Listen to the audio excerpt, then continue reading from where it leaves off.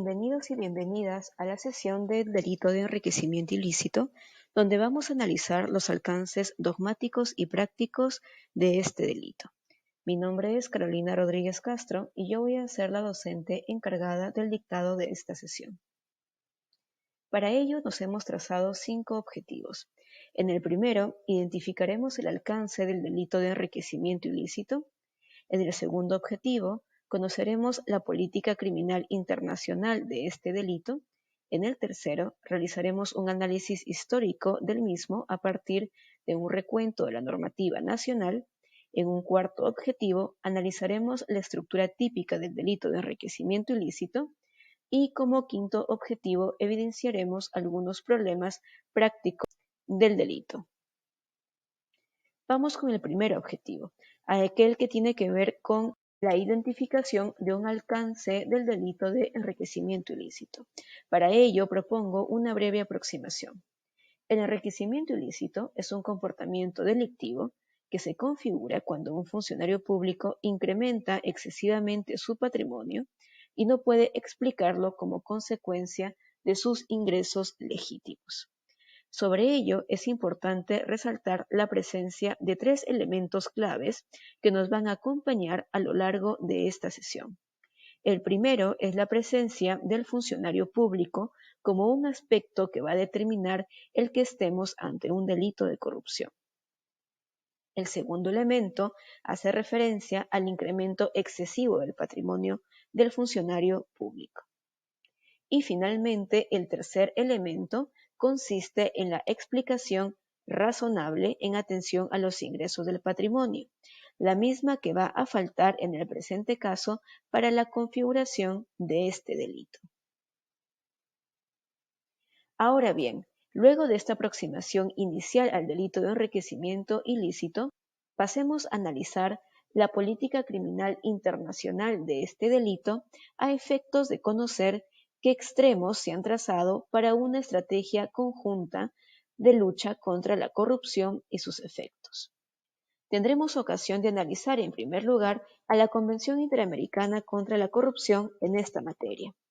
Asimismo, a la Convención Africana para Prevenir y Combatir la Corrupción y finalmente a la Convención de las Naciones Unidas contra la Corrupción. Veremos que los 3 elementos anteriormente identificados también van a ser útiles en estas aproximaciones. Así, la Convención Interamericana contra la Corrupción brindaba ya una propuesta en el año 1998 para la tipificación de este delito, estableciendo que el enriquecimiento ilícito deberá preverse de la siguiente manera: con sujeción a su Constitución y a los principios fundamentales de su ordenamiento jurídico, los Estados partes que aún no lo hayan hecho adoptarán las medidas necesarias para tipificar en su legislación como delito el incremento del patrimonio de un funcionario público con significativo exceso respecto de sus ingresos legítimos durante el ejercicio de sus funciones y que no pueda ser razonablemente justificado por él. Como puede apreciarse en este primer párrafo del artículo 9 de la propuesta de la Convención Interamericana, resaltan, en razón a la similitud de los elementos anteriormente acotados, el hecho de evidenciar un incremento del patrimonio del funcionario público con significativo exceso, el que esta actuación ocurra durante el ejercicio de las funciones del funcionario público, lo cual lo vuelve un delito contra la administración pública, y que no exista una justificación razonable para dicho incremento. En el segundo párrafo, el artículo 9 propone lo siguiente: entre aquellos estados partes que hayan tipificado el delito de enriquecimiento ilícito, este será considerado un acto de corrupción para los propósitos de la presente convención. Este fue el caso del Estado peruano, que ya tenía en su regulación, esto es, en el Código Penal peruano, el artículo 401, en el cual establecía el delito de enriquecimiento ilícito.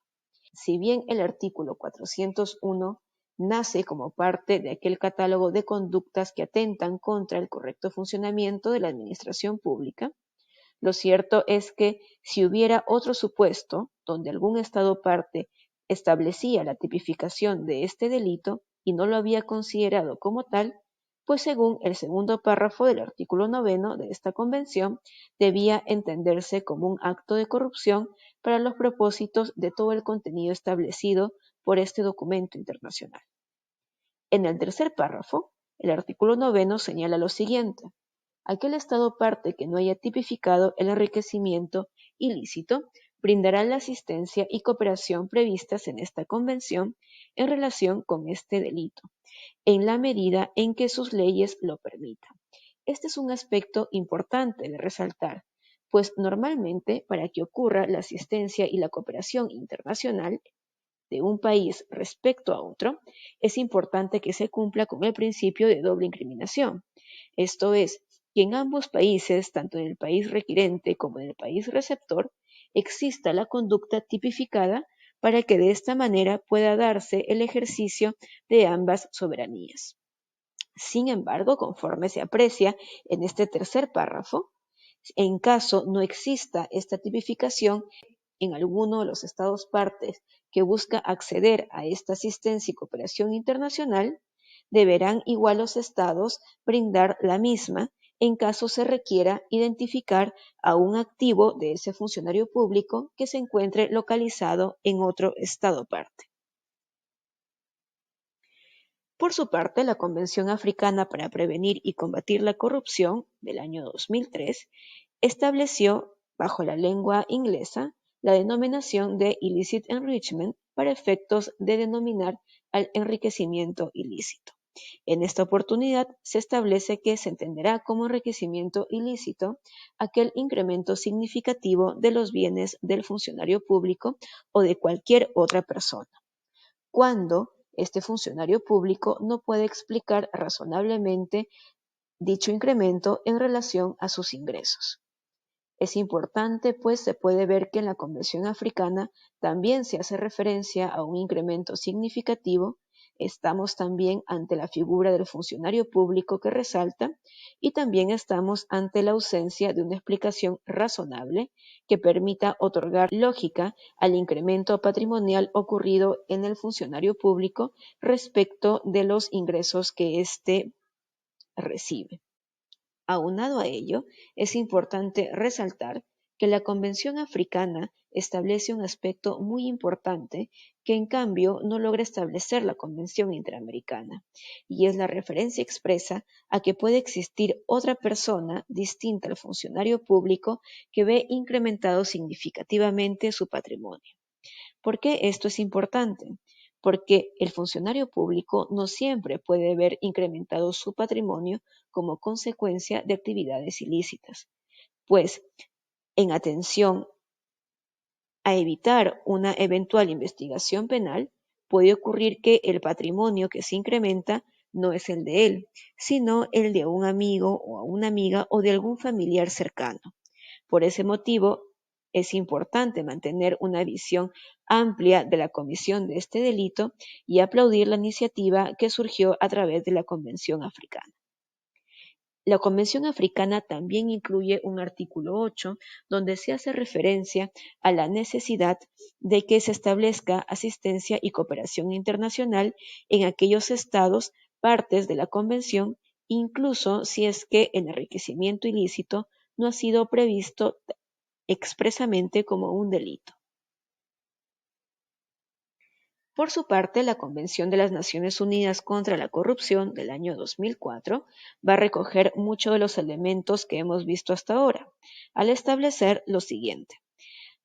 Con sujeción a su Constitución y a los principios fundamentales de su ordenamiento jurídico, cada Estado parte considerará la posibilidad de adoptar las medidas legislativas y de otra índole que sean necesarias para tipificar como delito cuando se cometa intencionalmente el enriquecimiento ilícito, es decir, el incremento significativo del patrimonio de un funcionario público respecto de sus ingresos legítimos que no pueda ser razonablemente justificado por él. En este caso, se deja fuera la figura de un eventual tercero, resalta la figura del funcionario público y los términos referidos al incremento significativo y la ausencia de una justificación razonable que permita entender que el incremento patrimonial es consecuencia de los ingresos legítimos de dicho funcionario público. Las conclusiones que podemos arribar como consecuencia de la breve revisión de los documentos internacionales es que la estrategia seguida por los Estados partes de estas convenciones en la lucha contra la corrupción está destinada a 3 puntos principales. En primer lugar, a la tipificación de la conducta con elementos comunes, entre los cuales resalta el significativo exceso o el incremento significativo en el patrimonio del funcionario público, y la no justificación razonable del mismo en función a los ingresos legítimos del funcionario público. El segundo elemento será la necesidad de tipificar esta conducta como un delito de corrupción. Y en tercer lugar, la necesidad de que exista asistencia y cooperación internacional entre los Estados parte, incluso si es que estos no tienen tipificados aún en sus códigos penales el delito de enriquecimiento ilícito. Avanzamos en los objetivos de la sesión y tenemos ahora la oportunidad de realizar un análisis histórico del delito de enriquecimiento ilícito a partir de la normativa nacional. Como había adelantado inicialmente, es importante entender que cada objetivo se lee de forma conjunta con los demás, y por ello habrá que analizar como primer punto si es que el alcance de los tipos penales nacionales han ido en la línea de los estándares internacionales, es decir, en la línea de los elementos identificados por las convenciones internacionales. Esto nos va a permitir identificar a su vez algunos elementos importantes. Uno de ellos estará referido a que los cambios normativos que han ocurrido en la legislación peruana han estado sujetos a la obligatoriedad de la presentación de una declaración jurada de bienes y rentas en los funcionarios públicos al momento de asumir sus cargos. El segundo elemento que saldrá como consecuencia de esta comparación de la normativa nacional con los estándares internacionales que exige la normativa internacional está referida a que los cambios normativos nacionales obedecen al perfeccionamiento de la modalidad comisiva de este delito, por lo que habrá que estar atentos para poder identificarlos de forma conjunta. En primer lugar, para identificar si es que se ha realizado una alineación de la normativa nacional con el estándar internacional, nos ponemos 3 criterios que nos van a ayudar justamente a identificar cada uno de estos elementos. Los criterios ya los conocen, pues responden a las conclusiones que habíamos evidenciado de la revisión de las convenciones internacionales hace tan solo unos minutos. Para ello, empecemos con el análisis histórico del delito de enriquecimiento ilícito en Perú. Como les había ya comentado, el delito de enriquecimiento ilícito ingresa al Código Penal actual como parte de la promulgación de esta legislación en el año 1991. En aquel entonces, al igual que ocurre ahora, el delito estaba tipificado en el artículo 401 y establecía lo siguiente. El funcionario o servidor público que, por razón de su cargo, se enriquece ilícitamente, será reprimido con pena privativa de libertad no menor de 5 ni mayor de 10 años. Como podemos apreciar, el término enriquecimiento ilícito no hace más que duplicar el título de este artículo y no brinda mayores luces para poder comprender de qué trata estos elementos normativos. La promulgación de la Ley 27482 a la legislación peruana trajo consigo la incorporación en el artículo 401 del Código Penal. Esta modificación se produjo en el año 2001. Tomemos en cuenta algo importante. El primer párrafo no va a cambiar, sino que se va a añadir un segundo párrafo. En este segundo párrafo se va a añadir una explicación acerca de cómo puede considerarse que el enriquecimiento ilícito se ha producido. Esta explicación va a consistir en un indicio. El indicio se configurará cuando el aumento del patrimonio y/o del gasto económico personal del funcionario servidor público, en consideración a su declaración jurada de bienes y rentas, es notoriamente superior al que normalmente haya podido tener en virtud de sus sueldos o emolumentos percibidos o de los incrementos de su capital o de sus ingresos por cualquier otra causa lícita. Como puede verse en la modificación del año 2001 al artículo 401, es con esta redacción que se puede apreciar en mejor medida el alcance de la política criminal internacional anteriormente descrita, pues incorpora palabras similares a la que teníamos en aquel entonces. Por ejemplo, notariamente superior, haciendo así referencia a un incremento significativo del patrimonio del funcionario público.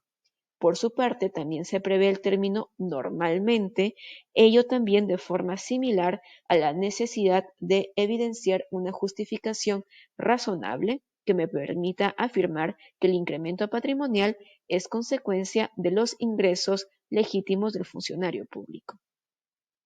Estos dos elementos no hacen más que, de alguna forma, aproximarnos a la posibilidad de decir que la legislación peruana de aquel entonces estaba en línea con el alcance de la política criminal internacional.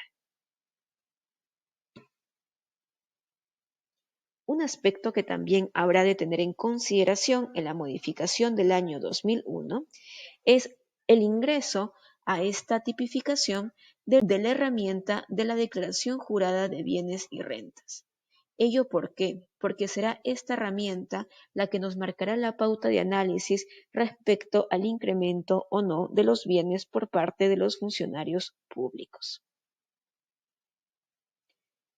En el año 2004 se produjo también una modificación sustancial al artículo 401 del Código Penal peruano, en el sentido del alcance de la Ley 28355.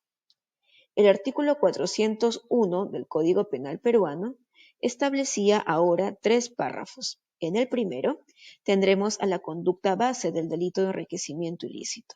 En el segundo, a la conducta agravada de este ilícito.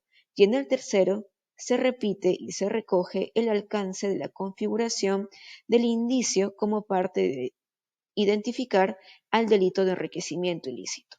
Esta estructura va a acompañar a las siguientes modificaciones del Código Penal peruano, incluso hasta la redacción vigente. El primer párrafo del artículo 401, conforme a la modificación del 2004, se aproxima indefectiblemente al alcance de las convenciones internacionales anteriormente vistas. ¿Y ello por qué? Porque se hace referencia a la inclusión de incremento ilícito en un sentido de poder identificar un incremento significativo y a la inexistencia de una justificación razonable para poder unir lógicamente al incremento patrimonial con los ingresos legítimos por parte de este funcionario. Este contenido del primer párrafo se va también a explicar de mejor forma en el tercer párrafo, como consecuencia de la explicación del indicio del delito de enriquecimiento ilícito. Es así que se recoge nuevamente a la herramienta de la declaración jurada, también a los términos de notoriamente superior y normalmente en la línea anteriormente explicada. La gran novedad de la modificación del año 2004 se encuentra en la incorporación en un segundo párrafo de una conducta agravada cuando estemos ante un funcionario público que ha ocupado una alta dirección en las entidades u organismos de la administración pública o empresas estatales, o de un funcionario público que esté sometido a la prerrogativa del antejuicio y la acusación constitucional. Las penas establecidas también empiezan a cambiar respecto de los sentidos anteriores, y en este caso estamos en el primer párrafo con una pena privativa de libertad de 5 a 10 años, más un supuesto de inhabilitación para el ejercicio de cargos públicos. El segundo párrafo, que es el supuesto agravado, tendrá un margen punitivo de prisión de 8 a 18 años, repitiendo a su vez el alcance de la inhabilitación como una pena conjunta. En el año 2011, en junio del 2011, se va a realizar una modificación otra vez nueva al artículo 401 del Código Penal. eliminando gran parte del contenido del primer párrafo. Es así que se evidencia en este primer párrafo el siguiente tenor: el funcionario o servidor público que, durante el ejercicio de sus funciones, incrementa ilícitamente su patrimonio respecto de sus ingresos legítimos, será reprimido con pena privativa de libertad no menor de 5 ni mayor de 10 años. En este caso, si quisiéramos comparar el alcance de la modificación del año 2011 con la modificación del año 2004, tendremos que se elimina el término razonable, lo cual de alguna forma nos aleja en alguna medida del alcance de las convenciones internacionales.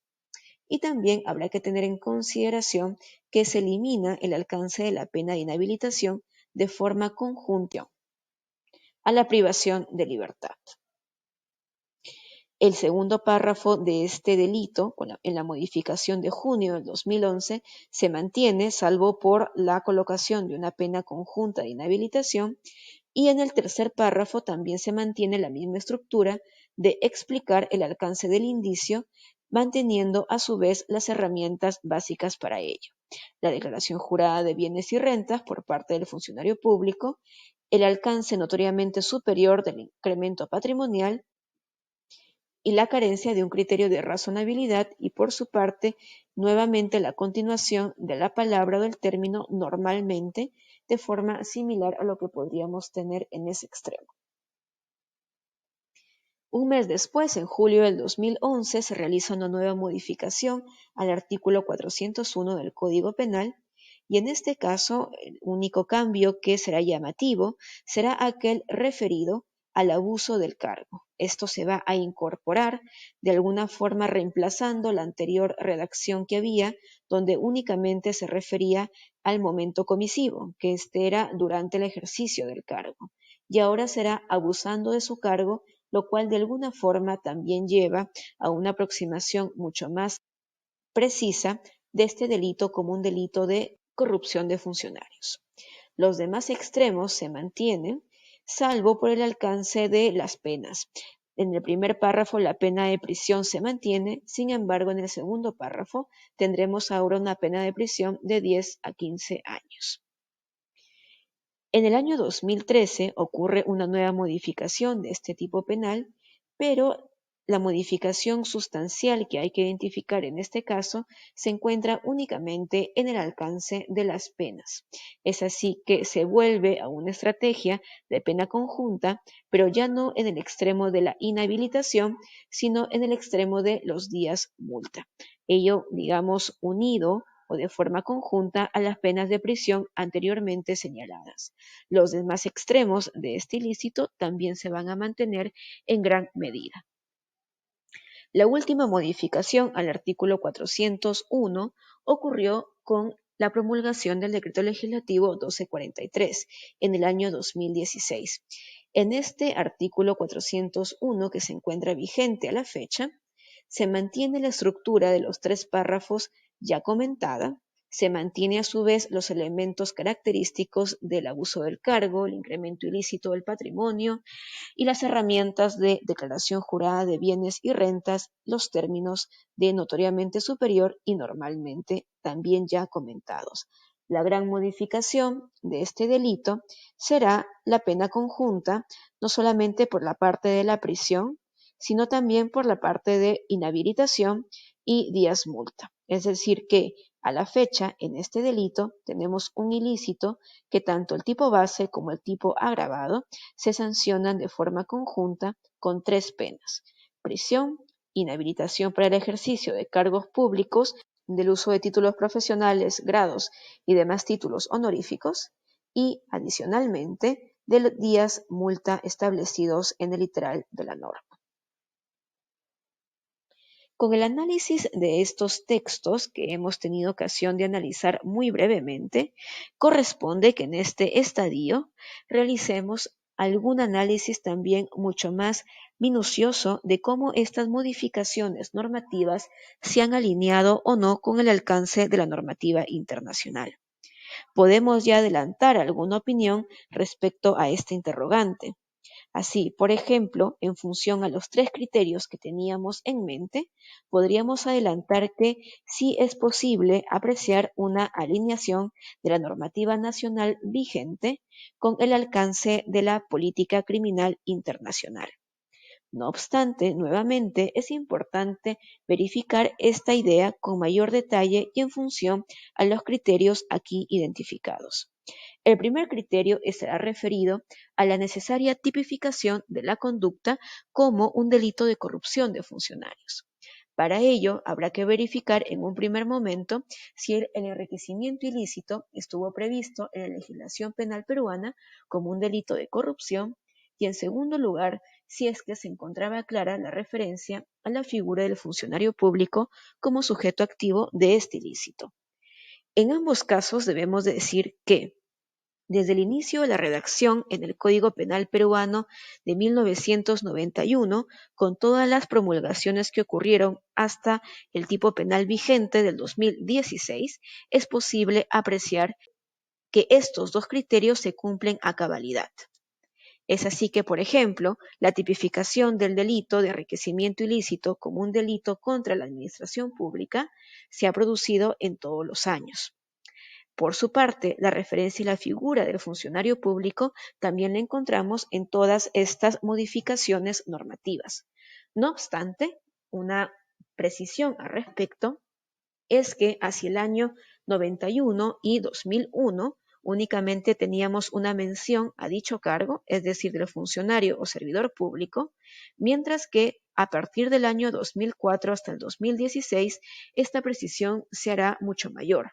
Por ejemplo, en el año 2004 y en junio del 2011 teníamos una referencia a que el ilícito deberá realizarse durante el ejercicio de las funciones de dicho funcionario y o servidor público.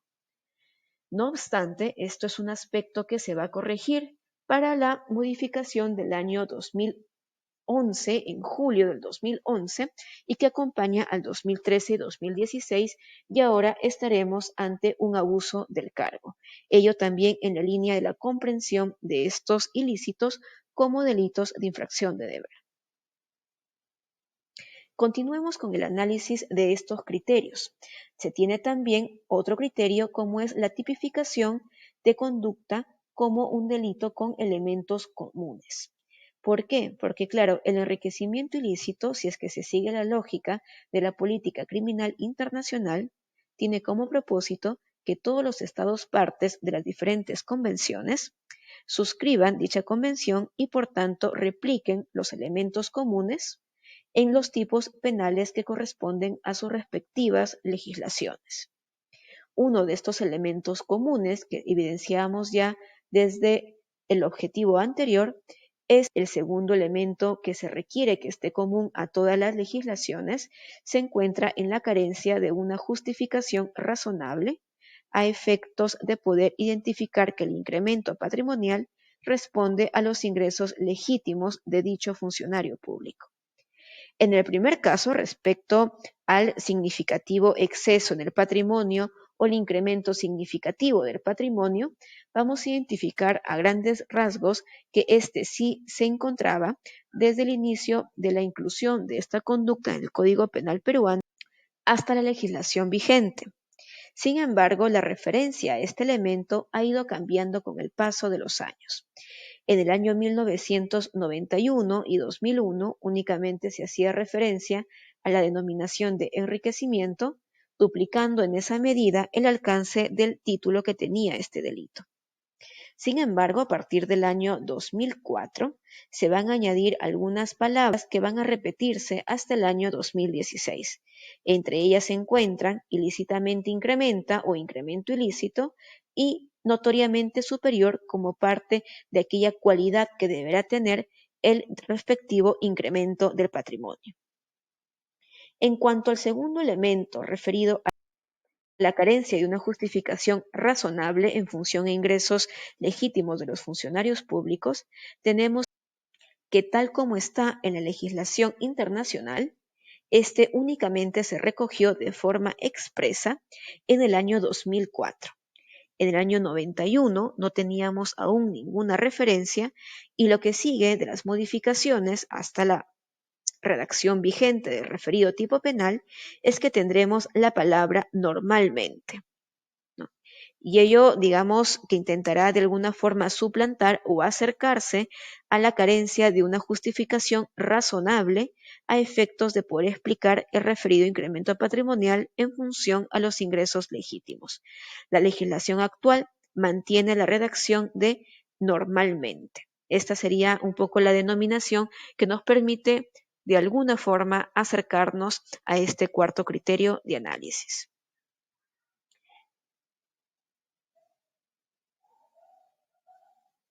La posibilidad de analizar de forma tan detallada cada una de las modificaciones normativas nos permite también concentrarnos en algunos aspectos que resaltan en los cambios normativos previstos en estos tipos penales. Así, por ejemplo, en el año 2001 ocurre una importante modificación del Código Penal en el artículo 401 con la inclusión de la declaración jurada de rentas y bienes por parte del funcionario público. Ello obedeció a que la legislación que incorpora un segundo párrafo en el año 2001, en este artículo, va a provenir de la Ley 27482, que es la ley que regula la publicación de la declaración jurada de ingresos y de bienes y rentas de los funcionarios y servidores públicos del Estado. De esta forma, al haber incluido esta normativa en el ordenamiento peruano, la misma repercutió para el alcance del tipo penal de enriquecimiento ilícito y es algo que va a acompañar hasta en la redacción vigente de nuestro Código Penal.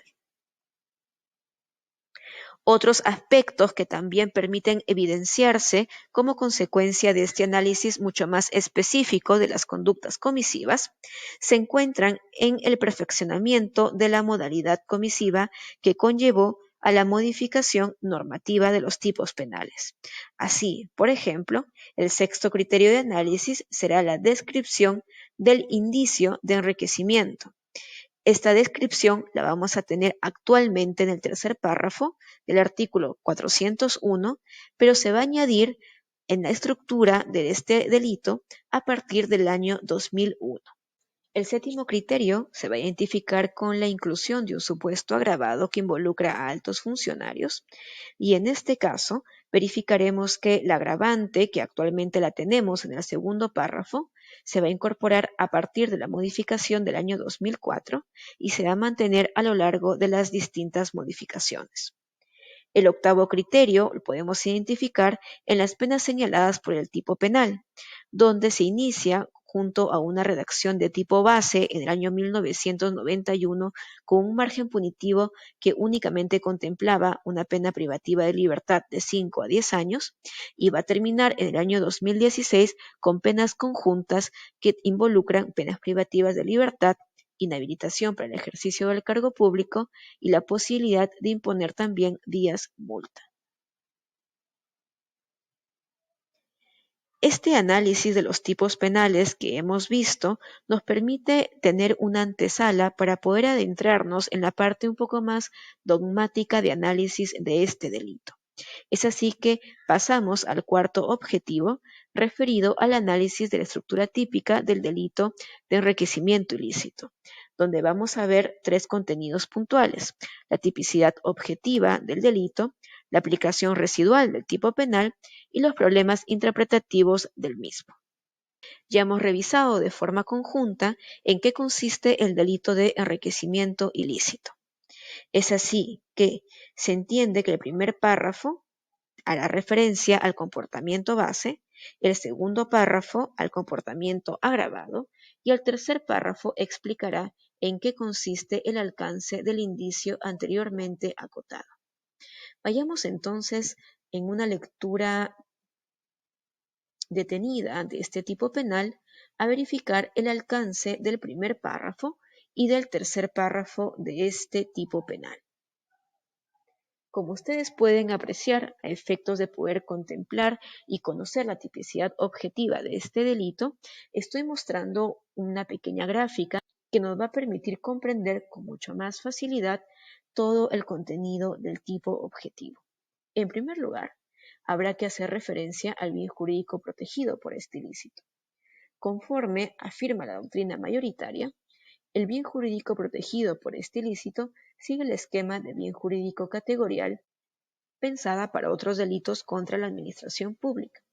Es así que, como bien jurídico mediato, tendremos al correcto funcionamiento de la administración pública, mientras que, como bien jurídico inmediato, tendremos al respeto del principio de transparencia por parte de este funcionario público.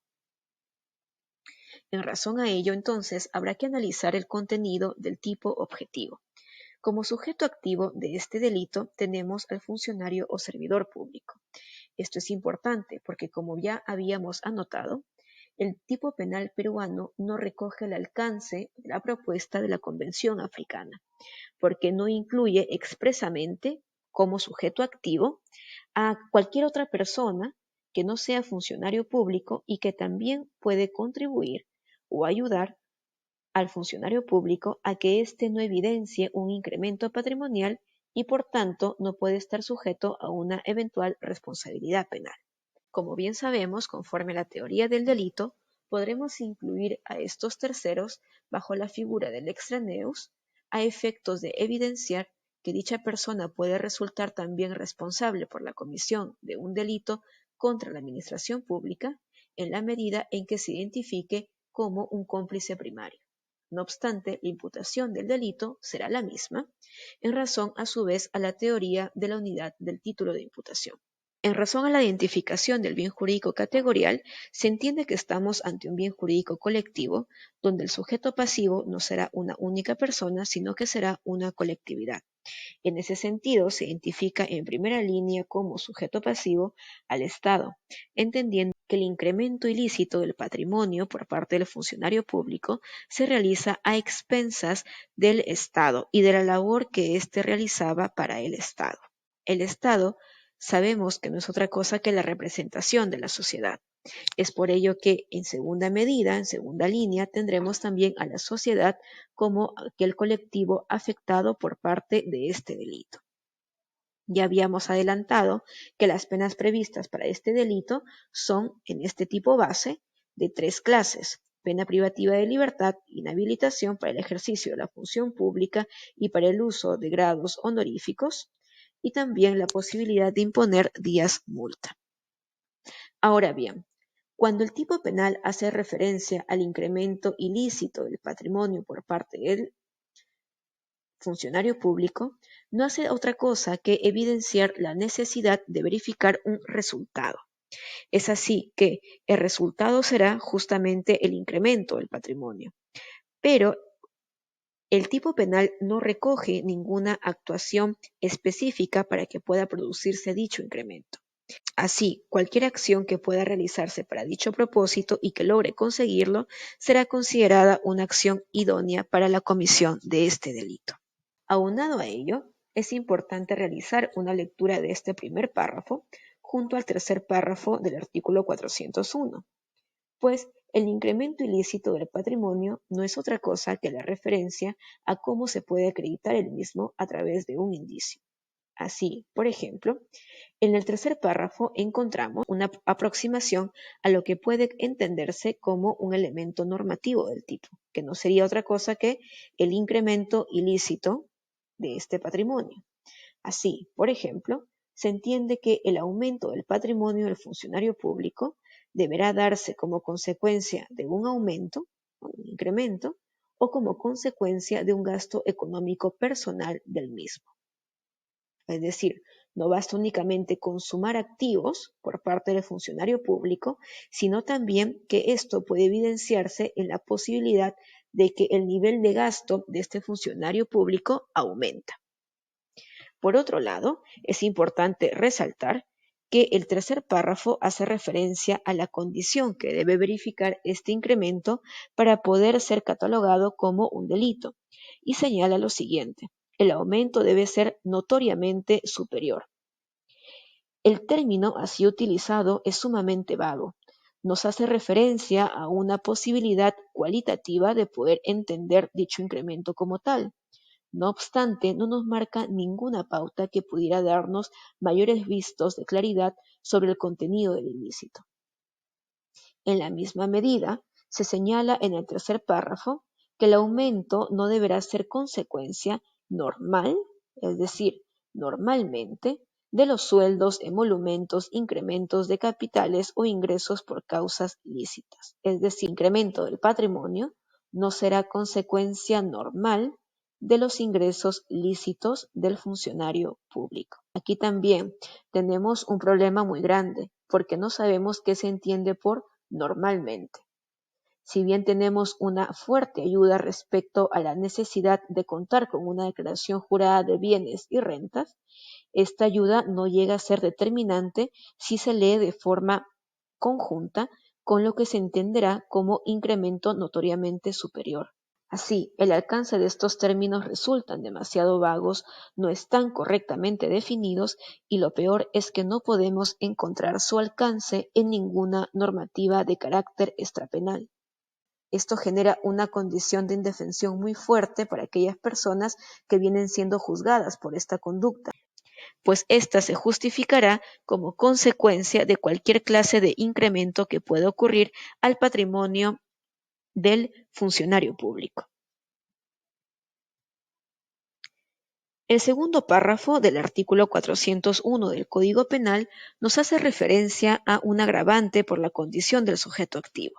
Es así que se establecen dos condiciones para entrar dentro de esta agravante.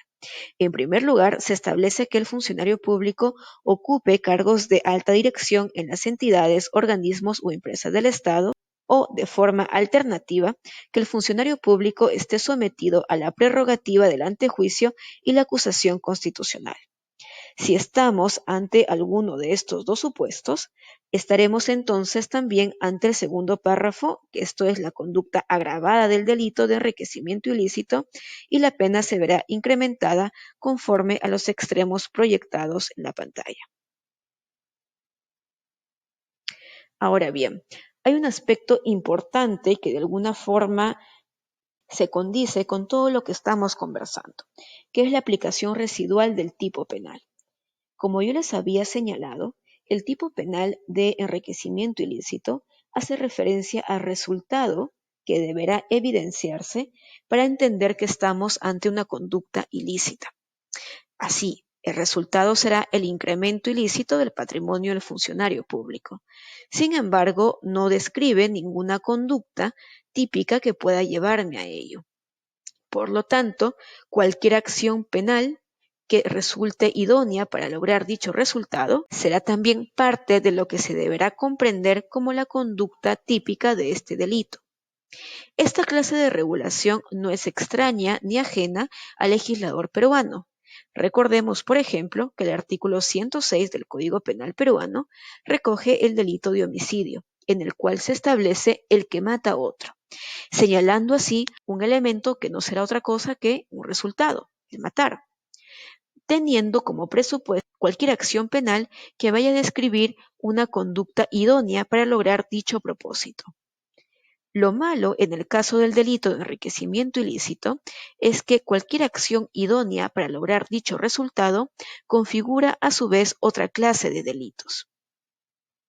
Es así que podrá configurar otra clase de delitos contra la administración pública o incluso delitos que tienen una connotación económica, como es el caso del lavado de activos u otros de cualquier otra índole, como puede ser incluso la trata de personas. Es por ello que habrá que tener mucho cuidado en que no se vayan a confundir aquellos extremos donde el incremento del patrimonio sea una consecuencia necesaria de la conducta ilícita previamente configurada. Por ejemplo, imaginemos que estamos ante el caso donde un funcionario público acuerda realizar un negocio ilícito con un privado dentro del marco de una contratación pública. Si esto llega a ocurrir, estaremos ante un delito de colusión. No obstante, puede ser que parte de este acuerdo implique el hecho de que se le entregue al funcionario público $1 millón durante el transcurso de 5 años. De esta forma, lo que trata de hacer el funcionario público es esquivar algunos controles referidos justamente a evidenciar el incremento de su patrimonio. No obstante, en ese caso, podrá ocurrir que estamos ante la figura de una colusión, donde el incremento del patrimonio del funcionario público es una consecuencia necesaria del acuerdo que ha arribado con el privado. Por lo que en estos casos se entiende que la conducta de colusión abarcará todos aquellos extremos que incluso están referidos al incremento del patrimonio del funcionario público, no siendo necesaria la imputación del delito de enriquecimiento ilícito. Por lo que se entiende que el delito de enriquecimiento ilícito únicamente deberá aplicarse cuando no sea posible identificar la configuración de alguno de estos otros delitos que tranquilamente podrían tipificarse con el accionar previo e idóneo para conseguir el referido incremento. Ahora bien, hay que identificar algunos problemas interpretativos del tipo penal. En primer lugar, hay un elemento que ya lo venía anunciando, que está referido a la condición de sujeto activo de este delito.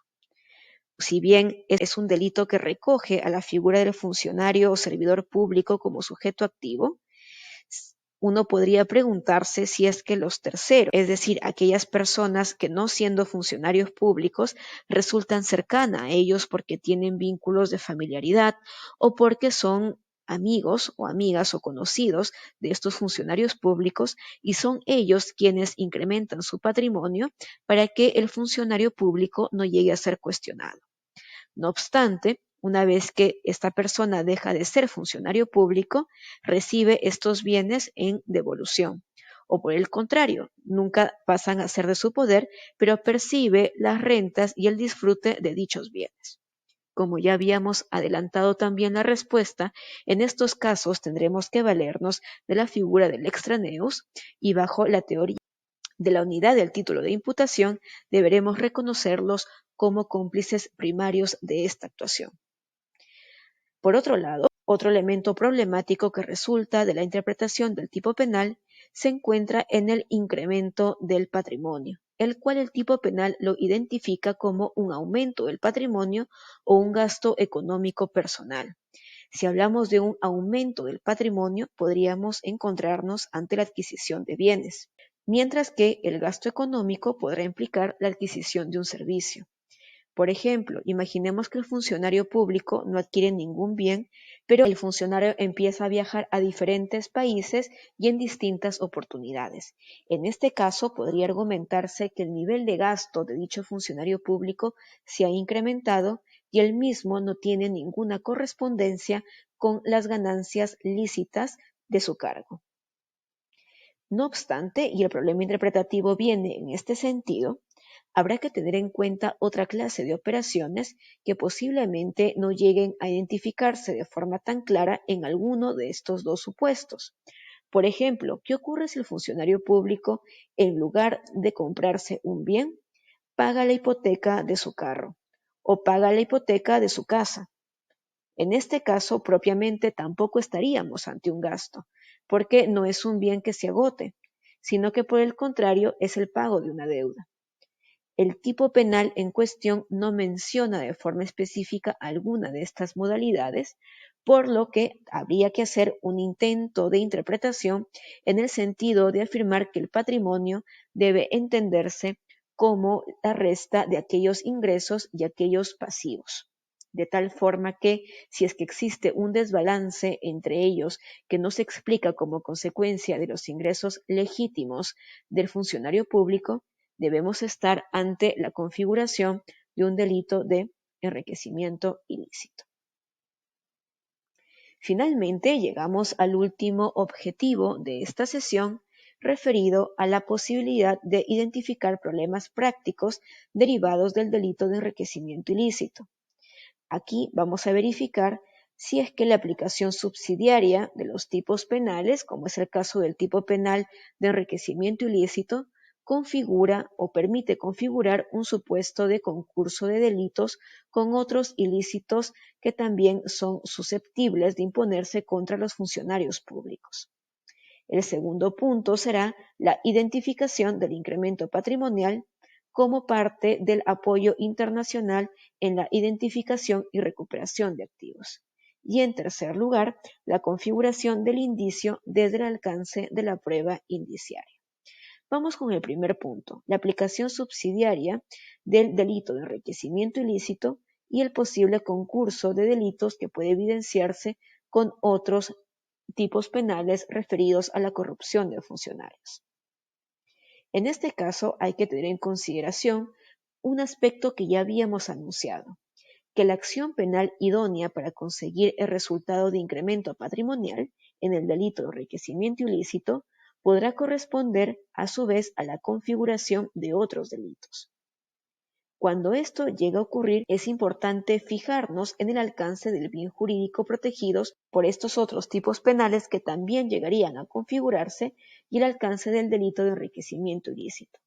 De tal forma que, si advertimos que como parte de la modalidad comisiva de alguno de estos otros delitos ya se incluye la posibilidad de una vulneración a la transparencia del funcionario público, entonces el tipo penal previamente cometido será más que ideal e idóneo para incorporar dentro de sí al incremento ilícito del patrimonio del funcionario público. En este caso, se habrá cometido un concurso aparente de delitos donde gana el tipo penal que recoge en mayor medida todos los alcances fácticos del hecho ocurrido en la realidad. Sin embargo, si es que analizamos la conducta típica cometida y verificamos que los alcances de la acción penal previamente cometida no tienen dentro de sí a una protección de la transparencia del funcionario público, entonces será susceptible de aplicación conjunta el delito de enriquecimiento ilícito, y para ello, dependiendo del alcance de la conducta cometida, es que podremos afirmar si estamos o no ante un concurso ideal o ante un concurso real de delitos. Continuemos con el análisis de este tipo penal en los aspectos prácticos que pueden resultar problemáticos. Se tiene también el análisis de la asistencia y cooperación internacional para la identificación de bienes en el extranjero. Esto es importante de resaltar, pues el incremento patrimonial del funcionario público no solamente se limita al marco territorial del Estado peruano, sino que también abarca los distintos lugares internacionales donde este funcionario pudiera tener bienes escondidos o registrados. Es por ello que resulta fundamental que los países hagan uso de los canales informales y formales para la identificación y recuperación de estos activos. Por lo tanto, cuando hablamos de un incremento patrimonial, deberá tenerse en consideración también aquel incremento patrimonial que escapa a las fronteras de nuestro país. ¿Por qué esto puede ser un problema práctico? Porque habrá que esperar durante el transcurso de la investigación que se dé respuesta a estos pedidos de información respecto a los bienes o activos que puedan tener los funcionarios públicos en otros países. Finalmente, de acuerdo al alcance de los problemas prácticos derivados del delito de enriquecimiento ilícito, se tiene la configuración del término indicio o de la aproximación de indicio que se puede encontrar en el tercer párrafo del artículo 401 desde el alcance de la prueba indiciaria. Así, por ejemplo, el tercer párrafo del artículo 401 hace referencia a un indicio y no así a una presunción. Esto es importante porque si estuviéramos haciendo referencia a una presunción, la carga de la prueba se invertiría contra la defensa. Sin embargo, al hacer referencia a un indicio, debemos tener en consideración que su medio de prueba del mismo es justamente aquella que deberá acompañar a una prueba indiciaria, es decir, elaborar una hipótesis de trabajo, fundamentar y acompañar de medios probatorios a esta hipótesis de trabajo, y esta hipótesis de trabajo deberá ser a prueba de cualquier contraindicio. La carga de la prueba del indicio, al igual que la carga de la prueba indiciaria, recae en el Ministerio Público y es la entidad encargada de acreditar los elementos anteriormente referidos respecto al incremento notorio sustancial del patrimonio del funcionario público y la inexistencia de una justificación según los alcances del tipo penal normal. Por otro lado, la carga de la defensa implicará poder contradecir el indicio inicialmente sustentado como hipótesis por parte de la Fiscalía o brindar una prueba directa para la eliminación de cualquiera de los elementos anteriormente señalados, es decir, que el incremento no ha sido notoriamente sustancial ni que éste se aleja de cualquier justificación normal que pueda provenir de los ingresos legítimos que tiene el funcionario público. Como último punto, regresando un poco a las diapositivas anteriormente ya señaladas, ya vistas para esta sesión, es importante resaltar que gran parte de la doctrina no se encuentra a favor de la tipificación del delito de enriquecimiento ilícito, pues consideran que la tipificación de este delito ha obedecido a la necesidad de persecución penal de los casos de corrupción pública y no así a un verdadero análisis de la acción penal y consecuentemente de la identificación de un bien jurídico digno de protección. ¿Y ello por qué? Porque se entiende que cualquier acción penal puede ser idónea para conseguir esta finalidad. De tal forma, esta doctrina, que es contraria a la tipificación del delito de enriquecimiento ilícito, considera que es más que suficiente con los tipos penales tradicionales que tenemos contra la administración pública para poder comprender adicionalmente que estos incluyen su configuración al incremento ilícito del patrimonio del funcionario público. Es por ello que muchas veces, y ante esta corriente un tanto negacionista de la necesidad del enriquecimiento ilícito, que muchos consideran que es una estrategia que obedece a la necesidad de persecución y que en muchos casos incluso se asimila a la figura del lavado de activos como parte de la cadena de conversión de los bienes adquiridos de forma ilícita. Estos cuestionamientos son sumamente atendibles y denotan la posibilidad tan problemática de una aplicación práctica de este delito. Muchas gracias por su atención y nos vemos en la sesión síncrona.